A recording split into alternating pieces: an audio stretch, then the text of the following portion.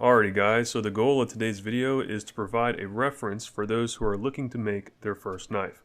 I will be using multiple different tools and techniques for each operation so that you have options when tackling this project.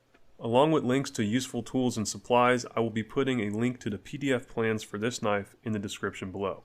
The first and likely the most crucial step for this project will be picking out the steel that you will be using to make this knife.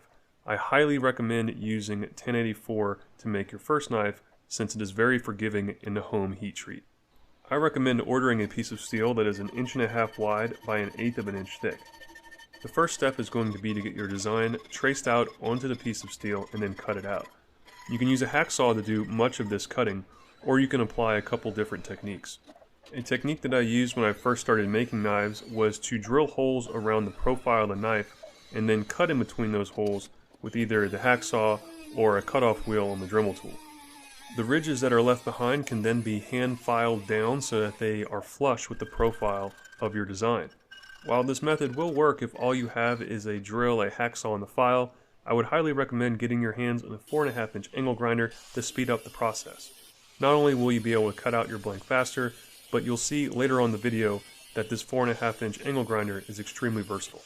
To provide contrast, I will be showing in the air quotes pro methods for some of these tasks. Here you can see the pro method is cutting out the profile of the knife on the bandsaw. This is obviously a step up from the drilling method, however many people still prefer the angle grinder over the bandsaw for cutting out their blanks. Once we have the rough shape cut out, the next step is refining the profile of the knife. The angle grinder steps in as the cost-efficient option here. However, you need to be careful when using it because you can take off too much material too fast. When using the angle grinder, I will angle grind down to close to my line and then use the hand file to get the rest of the dimension. While the angle grinder is nice to have in order to take off the bulk of the material, it is not necessary to refine the profile of your knife. Hand files can be employed alone to get your knife down to its target dimension. This will obviously take a bunch more time and a bunch of patience. However, it is truly possible to do all of these tasks with just the hand files. Radiuses on the profile of your knife can be especially challenging. In this case, I'm using a half round file to get into the finger choil area. Another option would be to wrap a piece of sandpaper around something round. In this case, I'm using a wood dowel to wrap a piece of sandpaper around and then putting that dowel into my drill. This will help you get into some tight spots, and you can vary the size of the dowels that you're using to wrap sandpaper around. While I did not show it here, another option would be to use the drum sander attachment for a Dremel tool to get into some of these tight spaces.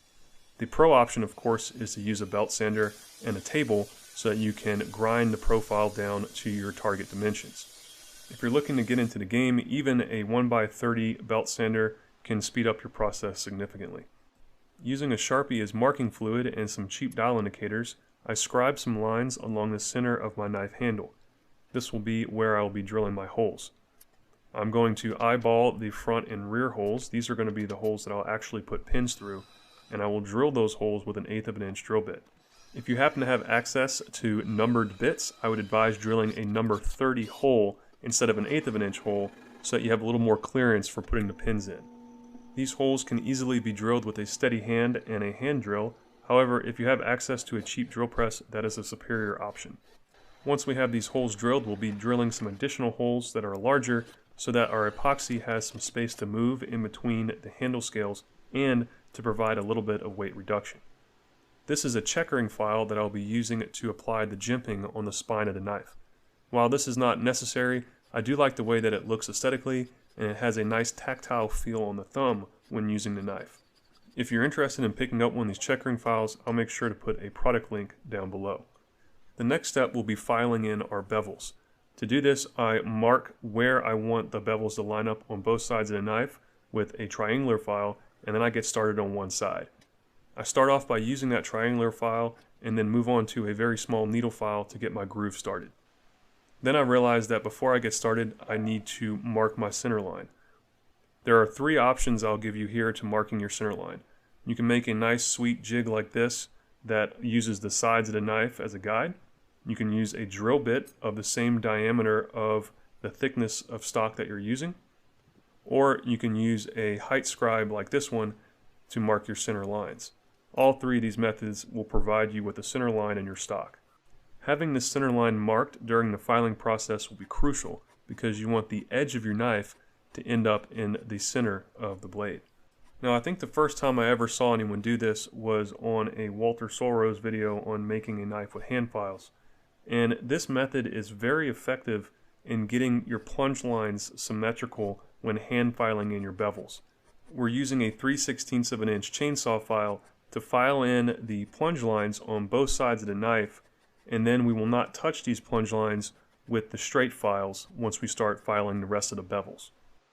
I found that it makes the blending process easier when going to the straight files if you don't go all the way up to where you want your bevels to be with the round file. So maybe a 1/16 to an 1/8 of an inch shy is your target.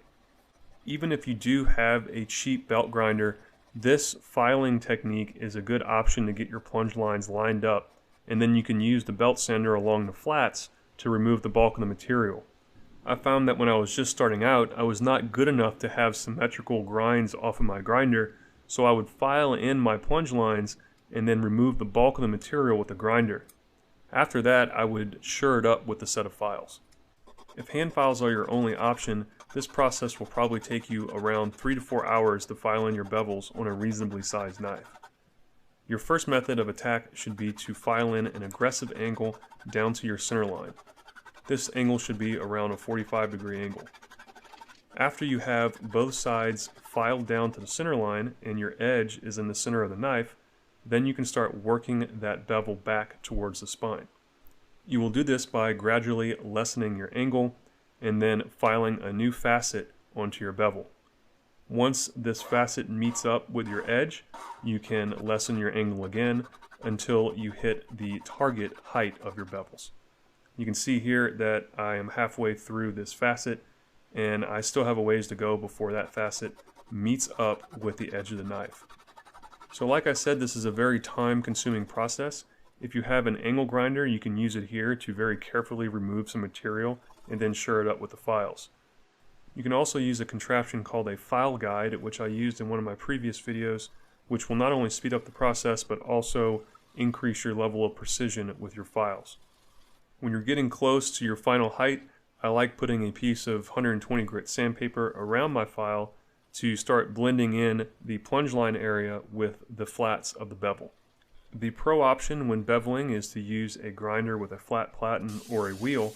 However, using the files and sandpaper can give you the same results if you have time and patience. I'll mention here that your target edge thickness should be around 20 to 25 thousandths of an inch pre-heat treat, so that you don't have any significant warps during the heat treat, but also so that you don't have so much material that it will take a long time to sand down. Lastly, I will file in a sharpening choil with the chainsaw file. In my last cheap tool knife build, I used a torch alone to heat treat the knife, and while it worked, I felt like the heat treatment was lacking. So this time around, I'll be building a 2-brick forge to do our heat treat in. These bricks are only about 30 bucks, and they're extremely easy to work with to make this forge.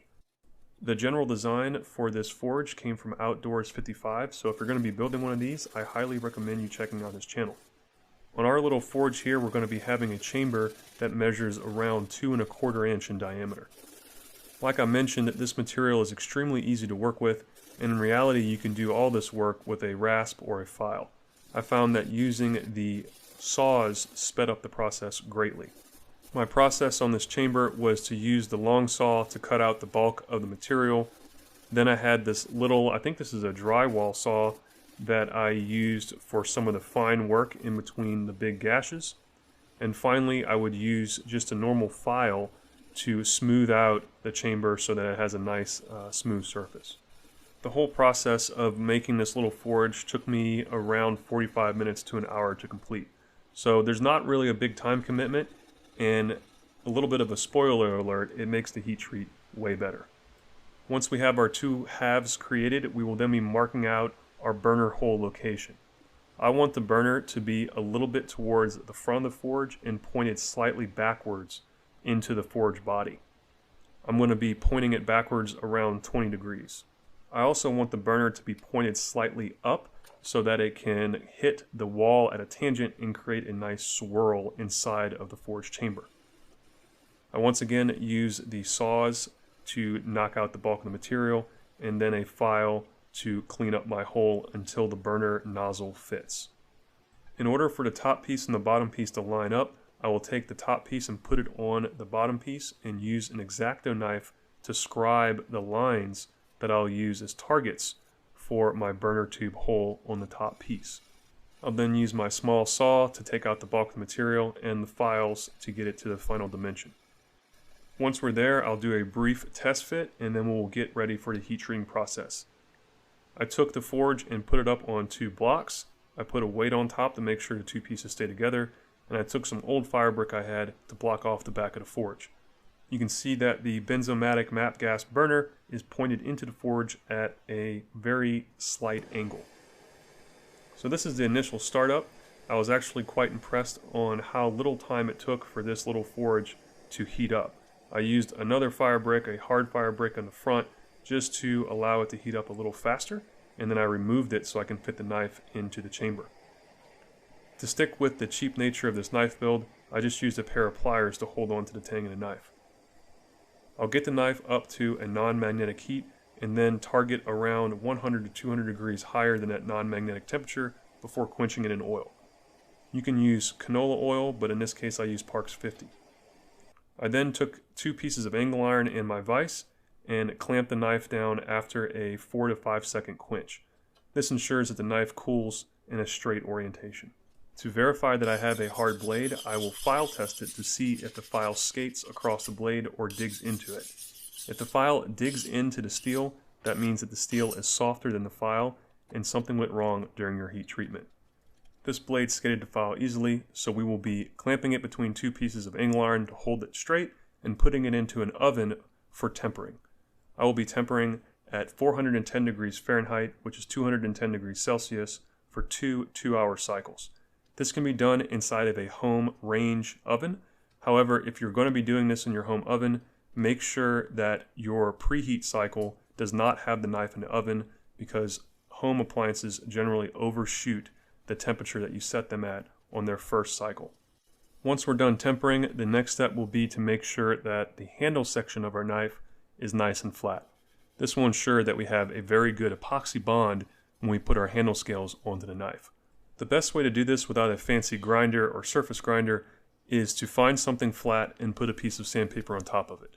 In this case, I'm using a sink cutout, which is a piece of granite, but you can also use a piece of glass for this operation.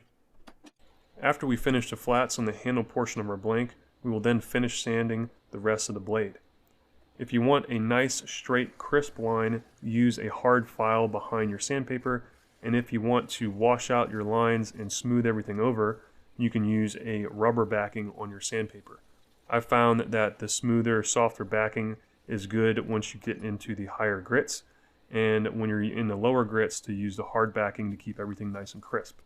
It is at this point in the build that you have a plethora of options on how you want to finish out your knife. For the sake of this demonstration, I only brought this blade up to a 120 grit finish. However, a 600 grit finish is a good standard for a nice hand-sanded satin finish. If I'm going to be etching a Damascus blade, I'll bring it up to a 600 to 1000 grit finish before etching. A lot of my stonewashed finished knives I'll bring up to a 220 or a 320 grit J-Flex belt, and then I'll hit it with a Scotch-Brite belt to make everything nice and smooth before etching it and stonewashing it. If you really enjoy torturing yourself, you can bring your blade up to around a 3000 grit finish, hit it with a light buff, and then have yourself a mirror finish.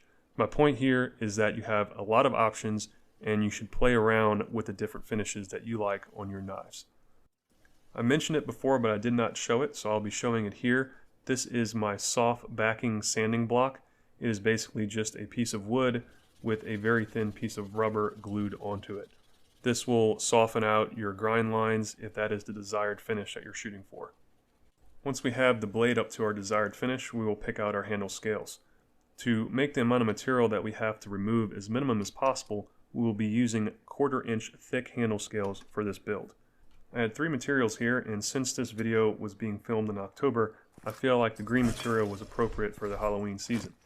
As far as good handle materials go, you're going to have a lot of opinions out there. I generally like recommending G10 and micarta since they are non-porous and they will not warp or shrink down the road. However, if you're going to use wood, just make sure to use a nice stable wood. So we get everything clamped up here, and we're going to use the knife as a drill guide to drill all the way through both of our scales. You can either use the hand drill or the drill press like I showed there. I got this brazing rod from our local big box store. I got this from Lowe's, and it's just an 1/8 of an inch brazing rod. They're very cheap to find. Like I mentioned earlier in the build, we have to take this brass 1/8 of an inch rod down a little bit in outside diameter so that it easily fits in our 1/8 of an inch hole. If you drill the number 30 hole, this would not be an issue. Lastly, I'll use a carbide tipped scribe to go ahead and mark out the profile of our handle scales, and then I will rough in where the front radius of the handle scales will be. To cut out our handle scales, we have a few options here. You can see my first cut, I used a hacksaw. While this would work if you had some patience, I found it to be pretty cumbersome to cut the G10 with a hacksaw.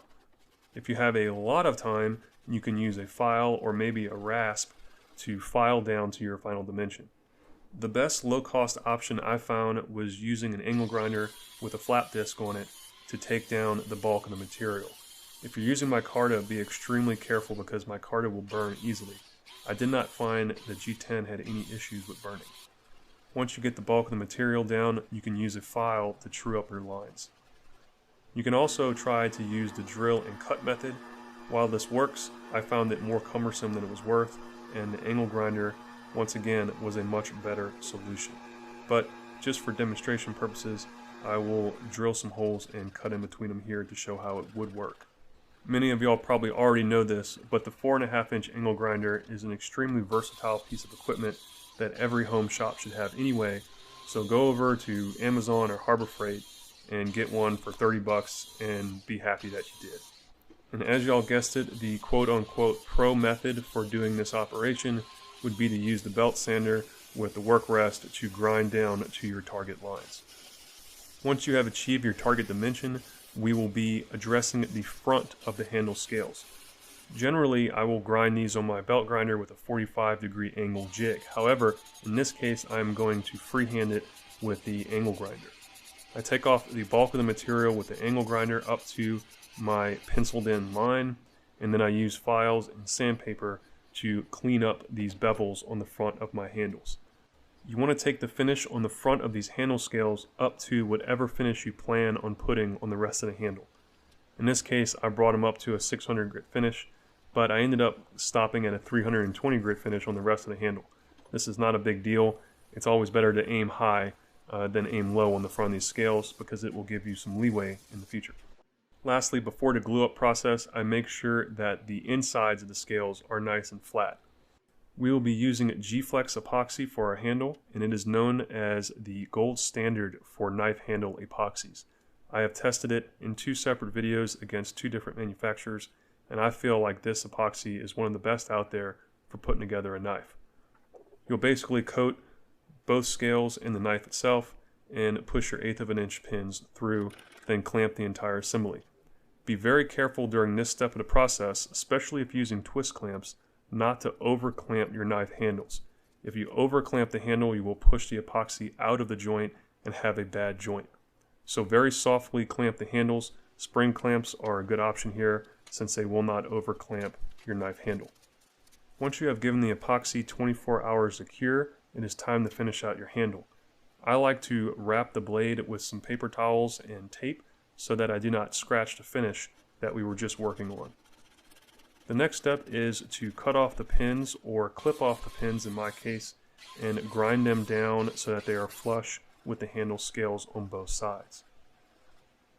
I used the angle grinder and files to do this operation, but also demonstrated how you could use a Dremel tool to knock these pins down flush with the handle scales. Once you have the pins flush on both sides, you want to get the handle scales flush with the spine of the knife along the profile. You want to be a little careful here not to be too aggressive and take big divots out of the metal profile of your knife because it will be very difficult to fix at this part of the process. So I used the angle grinder to take up the bulk of the material, and then when I got close, I transitioned it to some 120 grit sandpaper to sand the scales down to the spine gently. Once again, the angle grinder does speed up this process, but it's easy to make mistakes with this fast-moving piece of equipment. You could accomplish this entire task with a good set of files and rasps. To get into the finger choil area, I found that the Dremel tool was a very nice solution. However, the sandpaper wrapped around the dowel would also do very good for this area on the knife. Like the blade finishes we talked about earlier, there are multiple different handle shaping and sculpting techniques, and people have their personal preferences.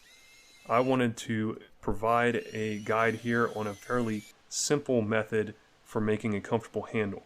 The first step is, like I mentioned, getting the handle scales down to the spine, and then we will be putting a 45-degree angle around the top and the bottom of the handle scales. To achieve this, we carefully use the angle grinder to take off the bulk of the 45-degree angle material, and then we use hand files with a hard backer to clean up both sides of these 45-degree angles. Once I did the top and the bottom of the handle scales, I found that this knife actually felt pretty good in the hand with just these 45-degree bevels on the top and bottom of the scales. So once you get the 45-degree angles cut in to the top and bottom of your handle scales, you can stop there, bring the knife up to your desired handle finish grit on the sandpaper, and call it a day. I actually did this recently on my Damascus knife build that I will link in the cards above. Using some sandpaper and just your fingers, you can knock down the hard edge along the very back of the knife. And I found that if you leave this edge there, it doesn't feel good in the hand.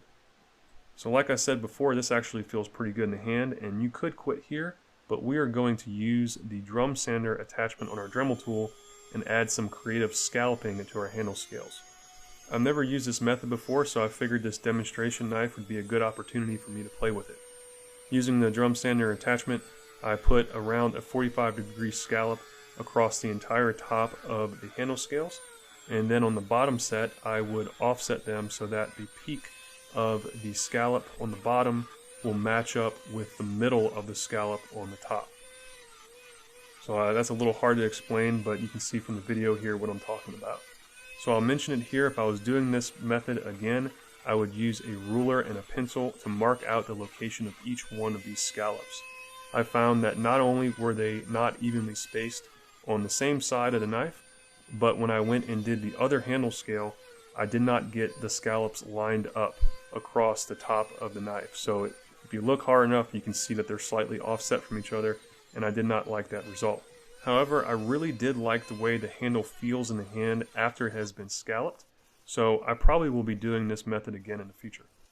Once the scallops are in on both sides of the handle, I will take some sandpaper just with my hands and smooth over all of the hard edges on each side of the knife. And that's it for the handle. The next step is to sharpen the blade.